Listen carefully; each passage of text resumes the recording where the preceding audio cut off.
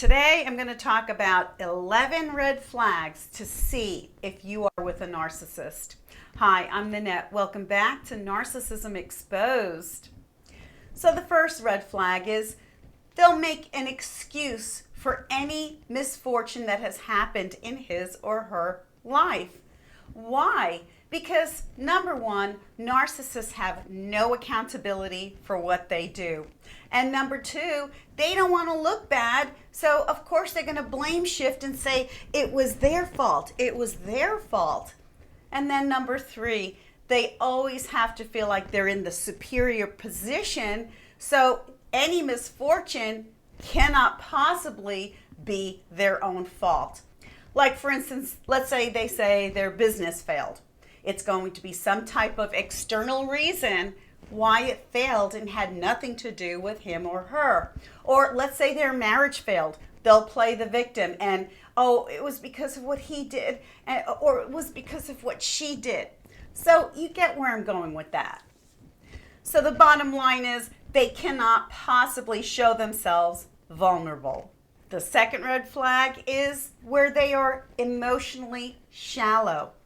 You can bring up some type of national issue or some kind of family crisis, and you will get this blank look on their face, or you'll get what I call the bobblehead.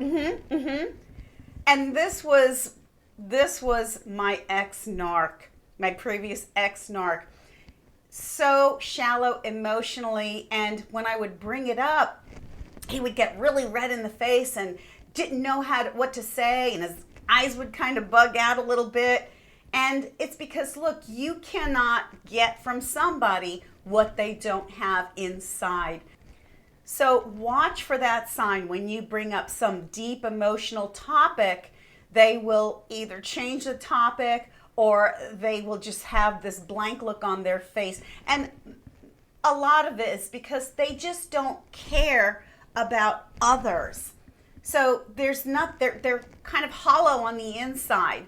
They have not developed a heart of empathy or compassion or feeling the kind of care and concern that we feel towards others.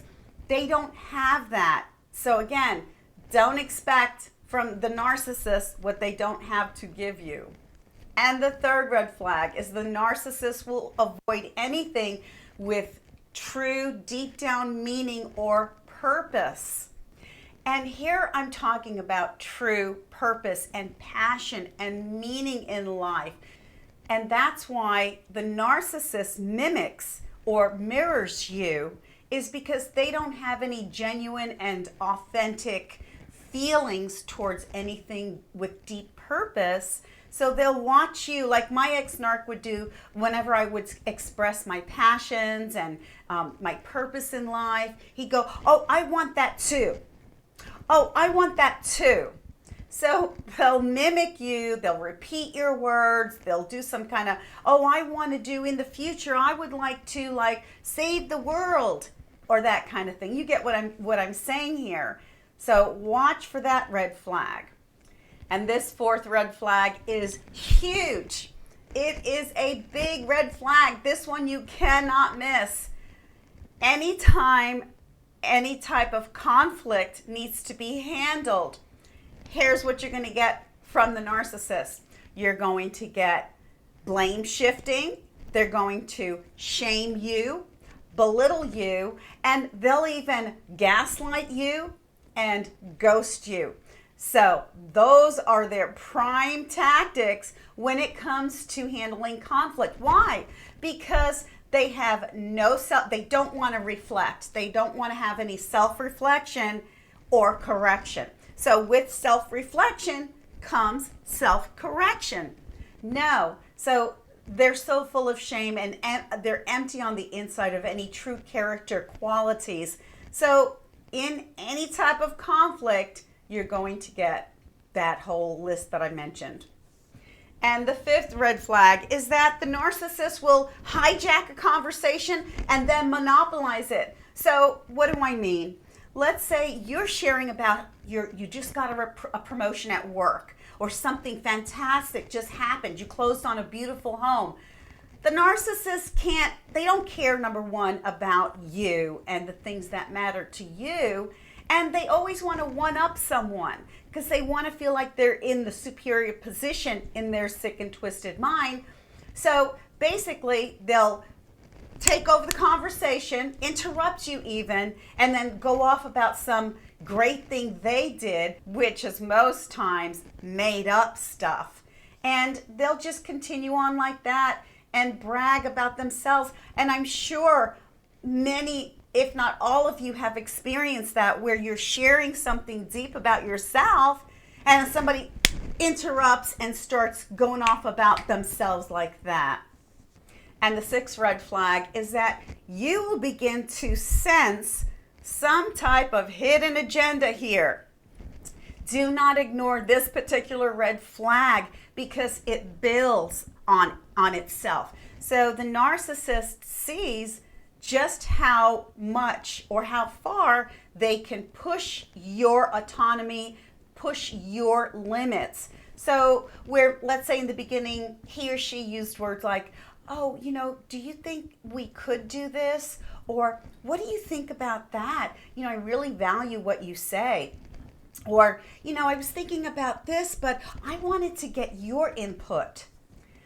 Then slowly you'll notice a shift in the usage of words. So from where he or she used could, they'll start saying should, or they'll start saying, oh, I'll take over this situation, or they won't even acknowledge your input, your opinion, or what you have to say or what's important to you. They'll start to take over. And they will leave no room for your input, your thoughts, and you will no longer have any equal say.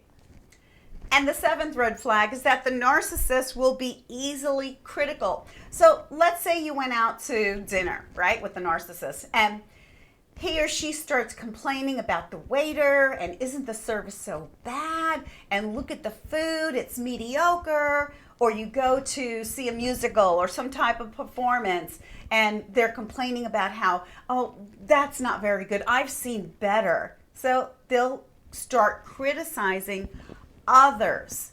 But eventually, and hopefully it doesn't get to this place where you're still with that narcissist, but eventually they will start criticizing you. So you need to watch for that. And the eighth red flag is that they will elevate, the narcissist will elevate any small, medium, or big thing they've ever done.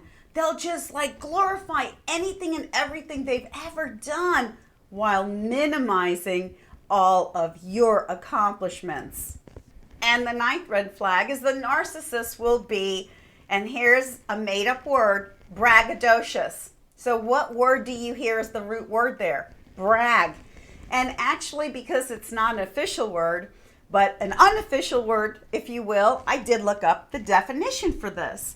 And it says, to speak about oneself and one's accomplishments with excessive pride and arrogance in a grandiose manner, especially in an exaggerated way. Is this ringing a bell for many of you, right? The word braggadocious is usually applied in a negative way. It's not applied in a good way. It's meant to put them in the superior position while placing you in the inferior or small position. Enough said. And the 10th red flag is that there will be no reciprocity. So let's say he or she has a pet, has a dog. The dog's name is Fluffy, right?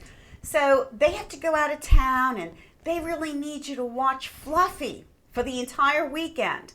So you watch Fluffy and you take good care of Fluffy, and then they ask you multiple more times, hey, I'm going here for a week, or, I'm just not going to be home to take care of Fluffy till late at night, and you're pretty much taking care of Fluffy most of the time. Well, then guess what? You have a pet too, right? Let's say you have this cute little cat and you need somebody to come over and make sure the cat gets fed and take care of the kitty litter. So you ask him or her, narcissist, that you've been doing favors for. And they'll be like, oh, of course I want to help you, but I just can't do it that weekend. I'm so sorry. Or whenever it comes up, they will have excuse after excuse after excuse till you're left scratching your head going, okay, so I guess this is one-sided. And you're absolutely right, because with a narcissist, it is one-sided. And the 11th, but not final red flag, because I'm sure if any of you can think of other red flags, jot them down below. But the 11th red flag that I listed is that if they don't like something you said or something you did, they will ghost you for either days or even weeks or even longer. Why? Because that's one of their prime ways of punishing someone that they feel did them wrong. And they're sick and twisted mind. So whatever it is, it won't make sense to the healthy person, to you or I. It doesn't make any sense why they would get offended at something. But because there's no emotional maturity or emotional growth, they're hollow on the inside, of course, they're going to take offense to any little thing. Now look, I'm not saying out of these 11, let's say you found somebody who did one of them, and you can't go, you're a narc, you're a narc. We're not, that's not what we're about. That's not how we do things, right?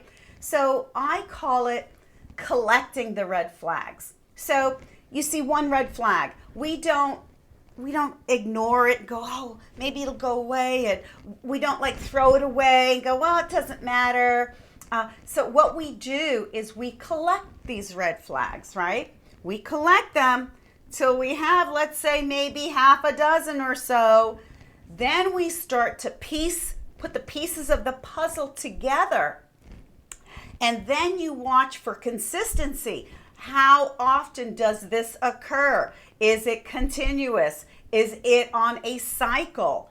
And that's what you need to watch for, because look, occasionally we may do one or two or three of these. However, that doesn't necessarily make you a narcissist. You watch for consistency and if it is cyclical.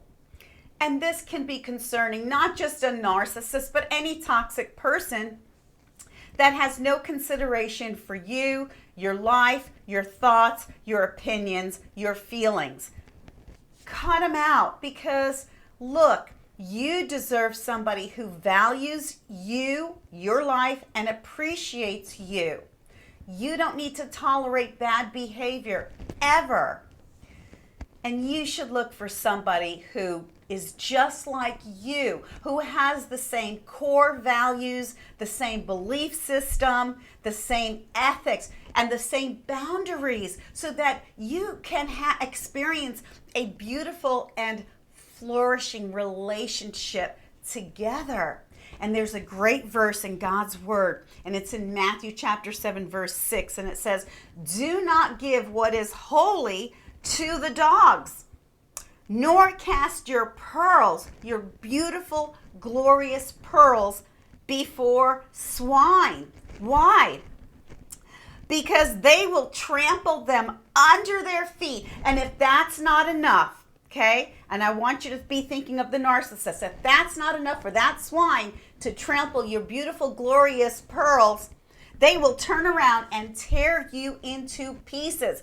You must believe this. You must get this very clear in your mind. The motto of this channel is, once you know, you gotta go. There's no sticking it out, and there's no hoping that they'll change. None of that. Because once you see the continuous, cyclical, bad behavior towards you, it will only get worse if you accept it and stay in that relationship. So let me know if any of these 11 flags resonate with you. And if you have others, go ahead and jot those down as well. Now, if you found this helpful, do hit the like button. And if you haven't subscribed, do hit the subscribe button. And don't forget to hit the notification bell so you'll be notified the next time I put out a video.